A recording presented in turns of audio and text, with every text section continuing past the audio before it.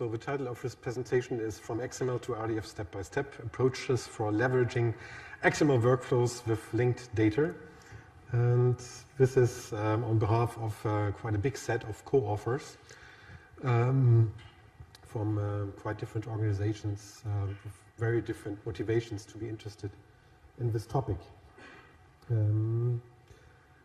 What is this topic? So if you say I have some additional data I want to put into my existing XML vocabulary, it may break things.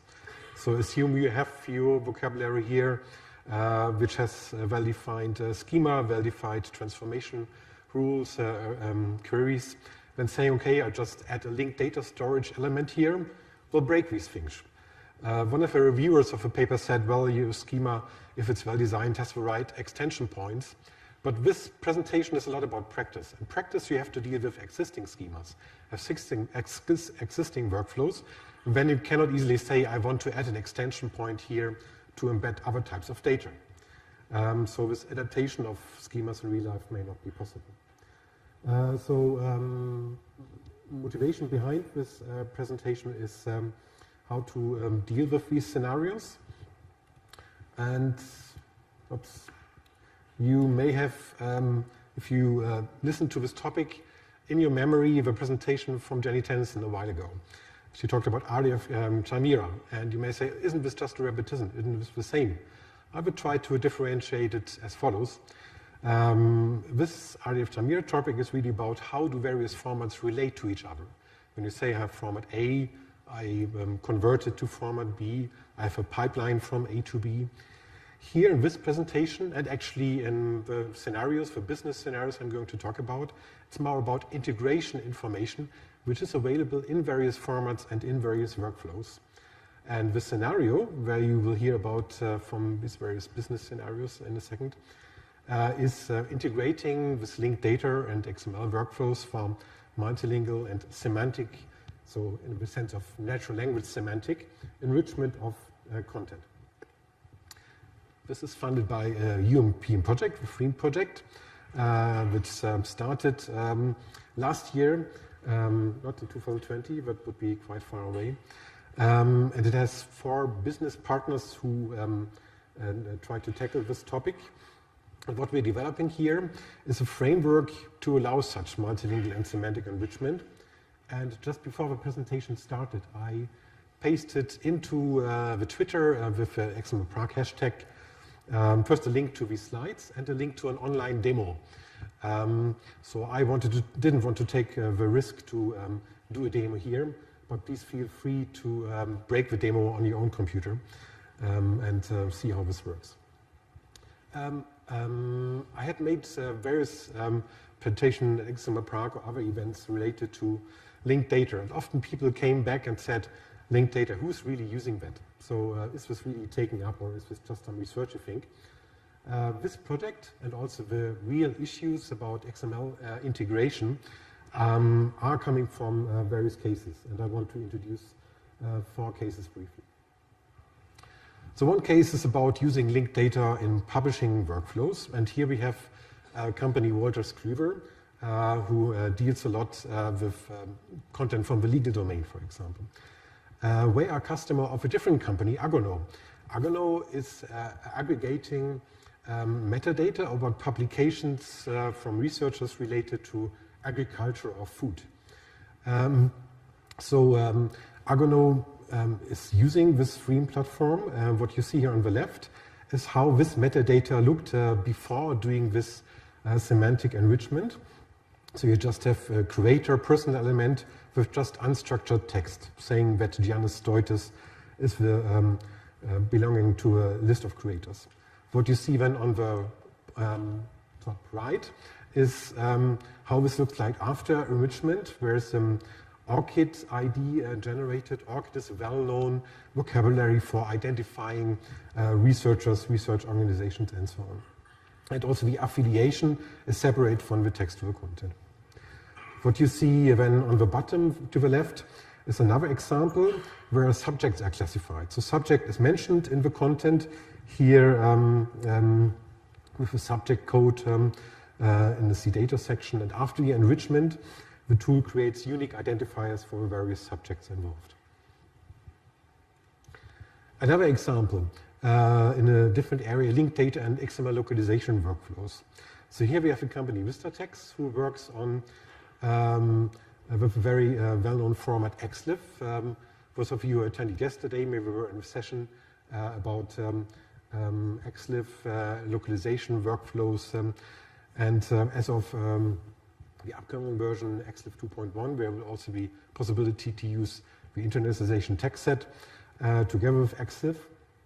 And Vistatec is working on when using linked data sources to enrich this XLIF content with additional information. We have a dedicated editor for that, Ocelot, and the steps when this editor is doing the enrichment is first that from the XLIF format there's a conversion step to linked data, when there's a translation using also selected enrichment services, there's additional semantic enrichment integrating other sources, and then there's the content publication that's not implemented here, but the rest is implemented. So this figure is relatively small, so if you want to see more, please follow the hashtag link I just sent. What it should show you is that there's some additional information presented to the translator, and what you will see here, the translator gets links about the location that's being translated and additional information taken from open data sources. And what's behind here is, again, an XML representation, XLIF being enriched with this additional information. Now, the next case, enrichment of linked data in book metadata. Here we have organization iMinds. iMinds itself is not working as a publisher, but has a relation to many publishers in the Flanders region. And they are doing this enrichment. You might think it's similar to the Agro-Know Wolters Kluwer case we just had. But they're doing with a different format, which is widely used on Onyx. It was also mentioned in the morning, the presentation on accessible digital publishing content. And what you see here is one way how somebody could integrate disambiguation information about an author. Here we use, again, a different vocabulary, and not the ORCID vocabulary, but the FIA vocabulary, well known in the library world.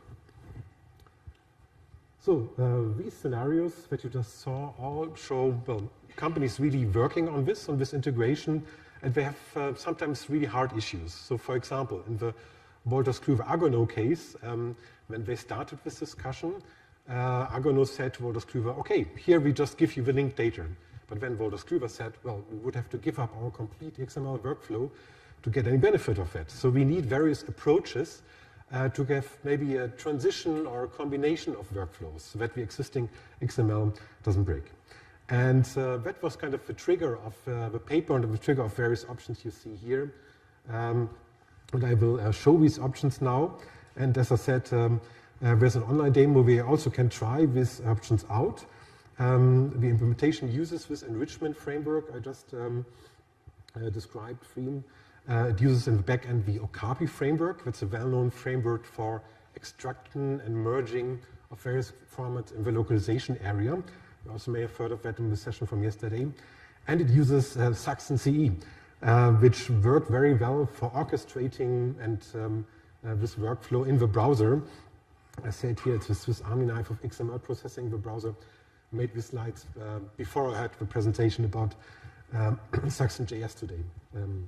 I was a bit late. So this is how the demo looks like. On the bottom, you see a form where you can enter a docbook document. Currently, the demo covers docbook or TEI, text encoding initiative content. You set the docbook document type, you set the language of the input, you set the data source you want to use for enrichment. So here, for example, you can also use the ORCID data source. And then you set the output type of these 5 approaches, which I'm going now to explain more in detail. So first approach is that you convert XML to linked data. And what you see here is the document that I just put here as an input. What's being processed here, and also in the other examples, is just the power element. because if you would process other parts of a document, for example, if you would try to enrich the title element, that would already break according to the docbook schema. And that's one part of the output here. On the top of the slide here, you see an URI, which identifies the segment that has been identified as a unique entity. It has some character offsets, says where it starts, it's about Prague, and there's various additional information saying it's a location, it's a populated place, and so on. So it has already a lot of information which you could not easily store in an easy-to-find place in the XML structure of DocBook. So what's the benefit of this approach of total conversion? There's no need to change an XML workflow. You could say that's kind of the instantiation of the RDF Chimera approach. But the difference is that here we don't say I convert from A to B, but really the focus is on adding new interlinked information. The drawback is, like I said, with the example of Wolters, Kluwer, and Agro-Know, it can be a deal breaker because it really needs a new tool chain. And another item which was pointed out by a reviewer, it's not easy to work with mixed content, which is of course very common when you process textual XML information. The next example approach is to embed linked data into XML via structured markup. And if you see these highlighted attributes here, like vocab, typeof, property, resource, this is already well known from the HTML world. That's basically RDFA Lite, which you could use to add this information that something is of type place, has a name and a unique identifier, and so on. So benefit is that at least in some vocabulary, you already have hooks for the data integration. So this may not disturb your tool chain. RDFA 1.1 Lite is the technology to use here. It's common, of course, for HTML content, for scenarios like search engine optimization, using vocabularies like schema.org, and it may also use other syntaxes like JSON-LD. The drawback is that it may break XML validation if your schema is not ready for it and you're not able with your customers to change your schema easily. And if you use the JSON-LD or RDFA approach, you still may need to have to adapt your tool chain. The third approach, anchoring linked data on XML attributes. And this is an example from XLIF that I mentioned before, which will be valid in the XLIF 2.1 upcoming specification. We have here, as part of the XLIF content, an attribute which uniquely identifies the entity, ITS attribute TI identref. As I said, in this standard, XLIF 2.1, this type of enrichment is so important more and more also for localization scenarios, that people added this natively to the upcoming standard. So what does this mean? With this approach, when you're using existing XML attributes, no new markup is needed. So you will not break any tool chain, and you can make use of it if it adds any value. Coming back to this Agro-Know Wolters Kluwer case, this is the direction we are currently going, this type of approach, so that it's no cost then for the customer to say, I use it, and then they can decide if it's a benefit or not.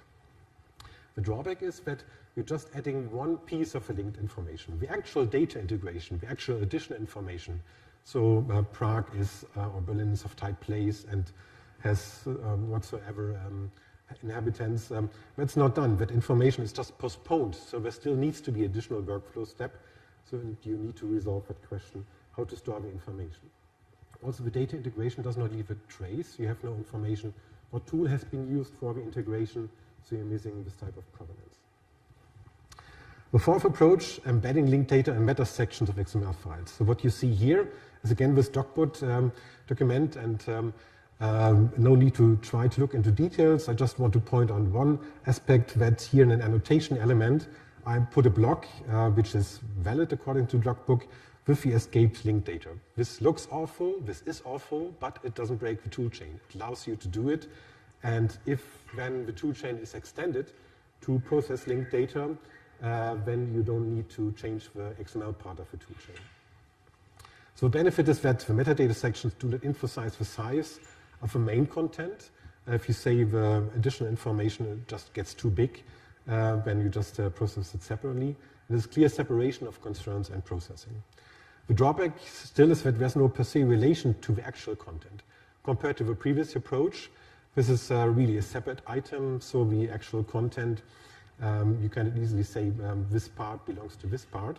There are some pointers actually in the RDF link that you just saw, but these rely just on character offsets. And when you're editing the XML, that's of course very fragile.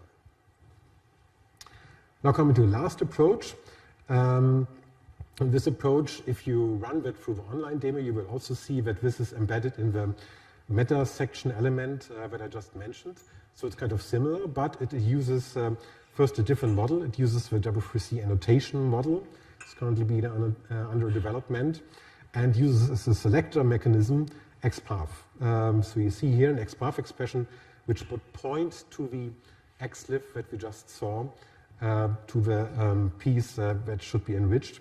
And you already see that there are two pieces of information that can be added here, unique identifier for the entity and the type of entity. So the benefit here is that it's same as the previous approach, and it has more robust anchoring via the path expression. The drawback maybe if you have large size content or need to have a lot of interaction with the content when computing the path expression in the annotation model may be quite expensive computationally. So these are the 5 approaches which we came up when we started with various business cases. Some of them less intrusive for existing workflow, some of them more intrusive. So there's no clear yes or no, what is better for what, but at least this is the list we came up with so far. One of the co-authors, Axel Polleres, brought on a different topic, how to build bridges between RDF and XML processing. And already a few years ago, there was a W3C members submission called XSparkle, which allow you to do this combination of processing within Sparkle queries. And I won't go into details here, but what you see is XQuery, which has embedded a Sparkle query, which takes various information related to locations and then embeds that into the XML output and creates an KML file out of it. So that's what we came up with this endeavor of integrating XML and RDF workflows. And as I said, we did not have a feeling that there's a clear solution. If a company says, okay, I can throw everything away and start a new workflow from scratch, well, they just use whatever data integration approach fits them. In most of the cases, this is not possible, so these options seem to be quite useful for them. So just going to read our conclusion. We believe that maybe some efforts in standardization body like W3C or a bridge to build these gaps between RDF and XML workflows would be helpful to enable such transformations that you saw and integrate tooling in a standard, or let's say in a list of best practices way, at least. So maybe that would be something which should be pursued. So the question is when to discuss now or during the beer, what do you think? If it's worth to documenting such options to move them forward, have a W3C group around that topic, a community group, provide additional best practices, provide off-the-shelf tooling like William you saw. So here I'm very keen to hear your feedback. And with that, I'm done. Thank you very much.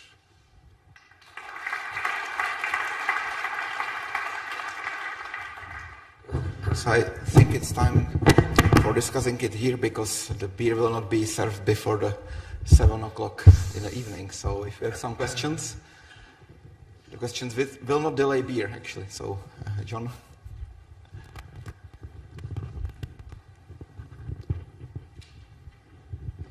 Hi Felix, thank you very much for your presentation.